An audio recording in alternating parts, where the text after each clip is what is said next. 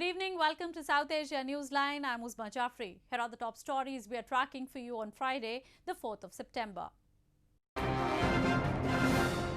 Indian Army Chief says talks can resolve border row with China.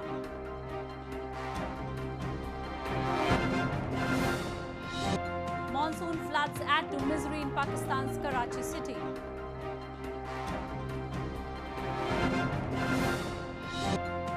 And Sri Lanka tows supertanker away from coast after fire.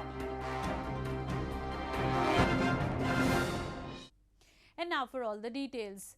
India's Army Chief General Manoj Mukund Naravne said on Friday that the situation with China along the de facto border in Ladakh region has been tense, but he was confident that the ongoing standoff could be resolved through talks.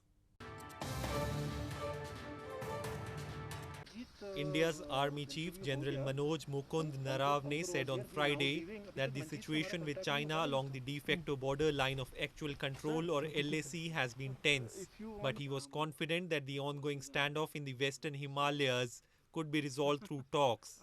General Naravne was in Ladakh to review the situation at a time when Indian troops have thwarted Chinese army's attempts to transgress in multiple areas of the region. He said India is continuously engaging with China at the military and diplomatic level to resolve issues. For the last 2-3 months, the situation has been a little tense, but we have continuously been engaging with China, both at the military and the diplomatic level.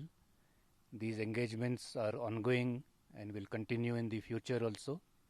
And we are very sure that through this medium of talks, whatever differences we have will be resolved, and we will ensure that the status quo is not changed and we are able to safeguard our interests. Meanwhile, the exiled Tibetan community living in India's hill town of Shimla cheered and felicitated soldiers of the Special Frontier Force of the Indian Army on Friday as they left for the India-China border in Himachal Pradesh and Ladakh as part of precautionary deployments amid the tense situation.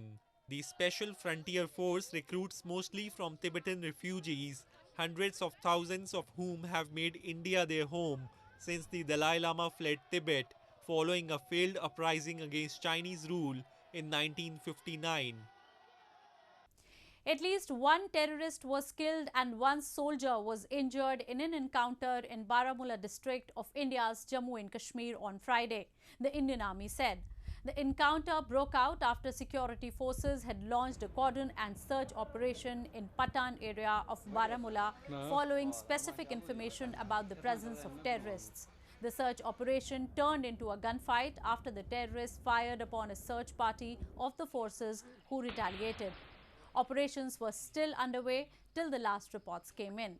India accuses neighboring Pakistan of sheltering and training terrorists to use as proxy to mount attacks on Indian soil. Moving on. Pakistan's Prime Minister Imran Khan's top aide, Lieutenant General retired Asim Saleem Bajwa, announced his resignation on Thursday shortly after debunking allegations of corruption against him in a rebuttal that was posted on Twitter. Bajwa, however, said that he will continue to serve as the chairman of the China-Pakistan Economic Corridor Authority. Pakistan Prime Minister Imran Khan's top aide, Lieutenant General retired Asim Saleem Bajwa, said he will step down as the Special Assistant to the Prime Minister on Information and Broadcasting. The former chief military spokesperson said this while talking to a private news channel, while adding that he will hand in his resignation to Prime Minister Khan on Friday and request him to relieve him of his duties as his aide. Bajwa's decision to step down followed his detailed Twitter rebuttal to the false and incorrect allegations made against him and his family for assets concealment. An investigative report by a Pakistani journalist alleged properties and business worth millions of Bajwa and his close family members in Pakistan and abroad. Bajwa, however, said that he will continue his work as chairman of the China-Pakistan Economic Corridor or CPEC Authority, which he said was a priority with the Premier. CPEC has seen China pledge over 60 billion US dollars for infrastructure projects in Pakistan, central to China's wider Belt and Road Initiative to develop land and sea trade routes in Asia and beyond. More on news from Pakistan. Karachi, Pakistan's largest city, has been one of the worst hit by the urban flooding as the country has seen some of the most intense monsoon rains in years. Locals have said government has completely failed in tackling the situation as they were left stranded due to dilapidated and ill-maintained drainage systems.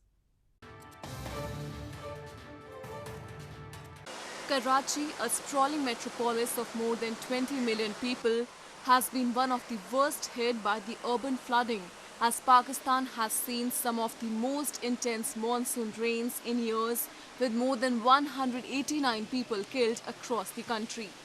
Streets turned to rivers as the sheer volume of water quickly overloaded Karachi's dilapidated and ill-maintained drainage system.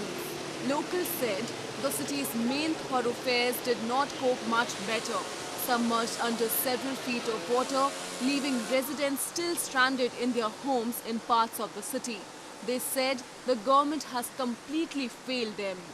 इस बारिश से पहले कई दफ़ा यहाँ पे road डलने की कोशिश हुई और हर दफ़ा हमने इनको बताया निकासी है आपका पानी कहाँ निकलेगा किस तरह निकलेगा इन्होंने कोई जवाब नहीं दिया ऊपर से कारपेंटिंग करके चले गए अभी आप सूरत हमारी पीछे देख सकते हैं इस वक्त ना जाने कितने लोगों के लाखों करोड़ों रुपए का नुकसान हुआ है टैक्स पेयर लोग हैं. As the rains now begin to subside, the hard work of cleaning up the debris and rebuilding will begin. But experts believe in a city as divided and administratively broken as Karachi, that will be easier said than done. In news from Afghanistan, the India-Afghan talks is all set to begin in Qatar, which is intended to lay out a roadmap to a future Afghanistan and end the deadly conflict that has gripped the nation for the past 2 decades. Ahead of the talks, the UN Secretary-General's Special Representative for Afghanistan, Deborah Lyons, has called for a humanitarian ceasefire to be announced in the country. UN Secretary-General's Special Representative for Afghanistan, Deborah Lyons, while briefing the UN Security Council on Thursday, called for a humanitarian ceasefire to be announced in the country as all eyes are set on intra-Afghan talks set to begin soon. Highlighting key developments around peace, human rights, the humanitarian situation and other pressing issues, Lyons said that a humanitarian ceasefire was crucial to ensure that humanitarian efforts are delivered. This came as negotiating teams of the Islamic Republic of Afghanistan and the Taliban prepare to sit in Doha for talks that are aimed to end the deadly conflict that has gripped the nation for past 2 decades. Continue to call on all parties to reduce the level of violence. Along with many Afghans, we hope that one of the first items on the agenda of intra-Afghan negotiations will indeed be a humanitarian ceasefire. For Afghanistan's most vulnerable people, the stakes could not be higher. I urge all member states to amplify this call as the negotiations begin. The UN briefing followed hours after Afghanistan's National Security Council confirmed that the government nearly completed the release of Taliban prisoners on the group's list, except for a half dozen prisoners about whom Afghanistan's international partners have reservations. In news from Nepal, a day after locals and police clashed over pulling of a chariot in Nepal as part of a generations-old ritual, Shama Puja or worship for forgiveness was held on Friday in Lalitpur city. Clashes which left several injured in Lalitpur on Thursday erupted after locals attempted a chariot procession of a deity despite ban on public gatherings imposed to fight the coronavirus pandemic. A day after locals and police clashed over pulling of a chariot of local deity, Rato Machindranath, Kshama Puja or worship for forgiveness was held on Friday in Nepal's Lalitpur city. Clashes between devotees and police on Thursday erupted after locals attempted an annual chariot procession despite ban on public gatherings imposed to fight the coronavirus pandemic. Despite the ban, about 2,000 residents poured into the major thoroughfare of Lalitpur near Nepal's capital Kathmandu to pull the chariot of the rain god Rato Machindranath a ritual that has been celebrated for countless generations. Police had to resort to tear gas shelling and use a water cannon to break up the religious rally, leaving several people injured. In the aftermath of the clash, the chariot in the middle of the road tilted dangerously, less than 100 meters from where it was kept for nearly 2 months.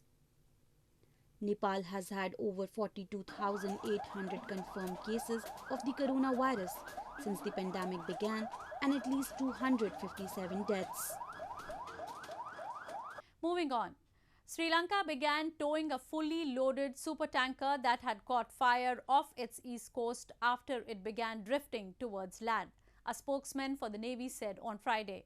Sri Lanka, with assistance from Indian ships, stepped up its firefighting mission for the second day on Friday.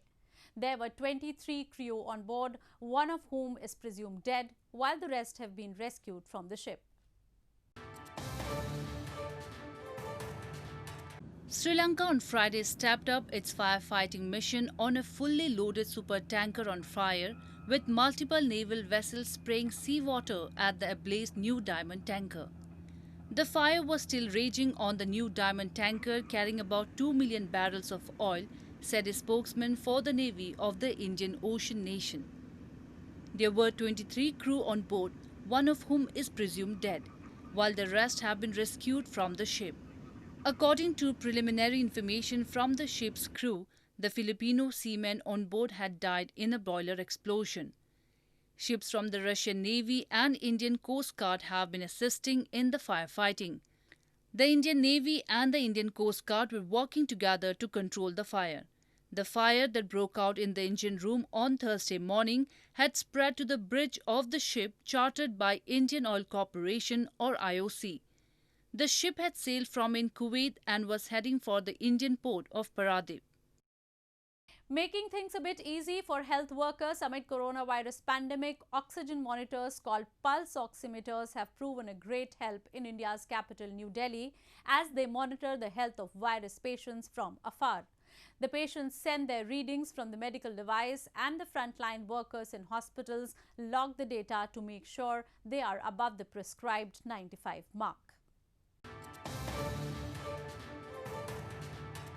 Health workers of Indian capital New Delhi are monitoring the health of coronavirus patients from afar using WhatsApp and a $13 oxygen monitor called pulse oximeter. The patients who live in narrow by-lanes of New Delhi send health workers the 2-digit readings from the medical device, and the frontline workers log the data, checking to make sure they are above the prescribed 95 mark. Those who fall below can be referred to hospitals. Sir इससे काफ़ी हमें सहायता मिली है क्योंकि जो patient के पास जब नहीं था तो पता नहीं चलता था इनका ऑक्सीजन लेवल कितना है और पेशेंट को इन्फेक्शन हो रहा है क्या चांसेस हो रहे हैं हाई रिस्क में जाने वाला है क्या पता नहीं चलता था लेकिन अब हमें पहले पता चल जाता है तो हम पेशेंट को सेफली हॉस्पिटल रेफर कर देते हैं. Delhi government has so far distributed about 30,000 pulse oximeters for free, putting them at the heart of a plan to isolate most asymptomatic or mildly symptomatic coronavirus patients in their homes. Well, that's all we have for you from South Asia this evening. Now our viewers can watch the show on southasianewsline.com. You can also visit us on facebook.com/SAsiaNewsline and follow us on Twitter @SAsiaNewsline. That's all in tonight's edition. We will see you same time next week. Have a great weekend. Good night.